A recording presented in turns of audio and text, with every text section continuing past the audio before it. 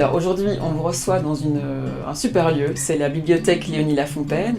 On a besoin de vous pour une chose, pour renouveler notre catalogue de notre chère bibliothèque, afin de permettre aux internautes, aux visiteuses et aux visiteurs de faire même leurs recherches sur les champs, les thématiques qui les intéressent, donc dans tout le domaine du genre et des sexualités.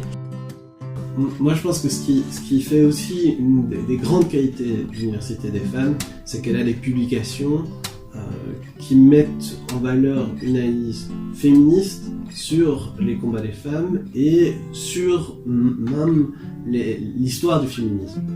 Et c'est quelque chose d'assez unique. Il y a relativement peu d'associations qui remplissent ce rôle-là en Europe de manière générale. Et donc là, il y a vraiment un pôle de savoir sur l'histoire du féminisme, sur les tendances du féminisme, qui est unique en fait, qui a très très peu d'équivalent.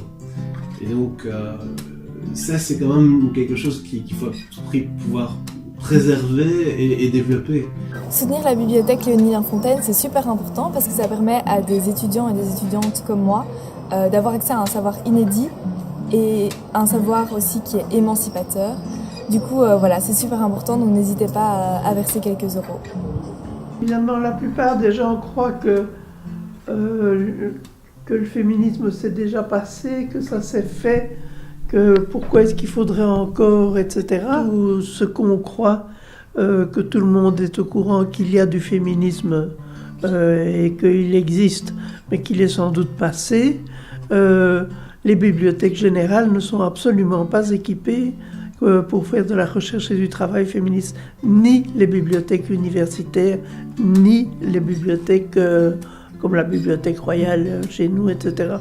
Donc c'est tout à fait extraordinaire, c'est unique. L'Université des femmes, il y a deux éléments qui font que c'est une organisation très intéressante.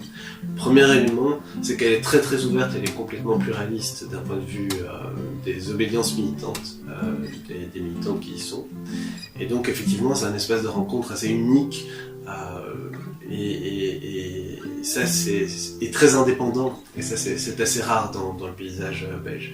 La deuxième dimension qui fait que l'Université des femmes est aussi un lieu tout à fait à part, c'est que ce sont des femmes qui l'animent à part entière, et qu'il n'y a pas d'hommes pour venir expliquer dans quel sens le féminisme institutionnel devrait se déployer. Et ça, je trouve ça très très riche, parce que du coup il y a une vraie indépendance dans la construction des combats qu'elle porte. Alors pourquoi c'est important d'avoir une bibliothèque telle que celle-ci ? D'abord parce que ça permet d'avoir un ensemble d'ouvrages qu'on ne trouve pas dans les autres bibliothèques, même universitaires, parce que c'est impossible d'acheter par soi-même tous les ouvrages en question, parce que ça permet justement de soutenir la recherche et de rencontrer des ouvrages qu'on n'a peut-être pas spécialement à disposition. Par exemple, Nouvelles questions féministes, ou encore notre revue Le Chronique féministe.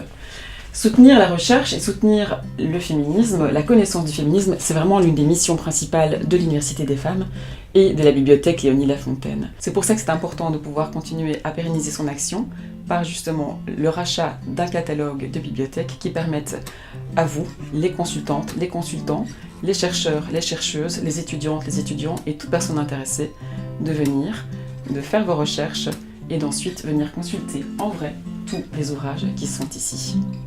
Alors connaître son histoire, c'est fondamental pour les femmes.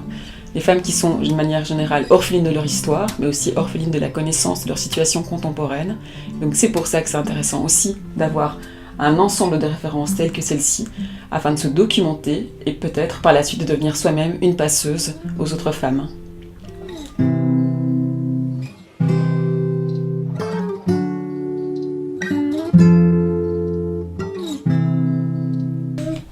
Acheter des sous pour acheter des livres là. Les sous, ils vont servir à avoir des nouveaux livres.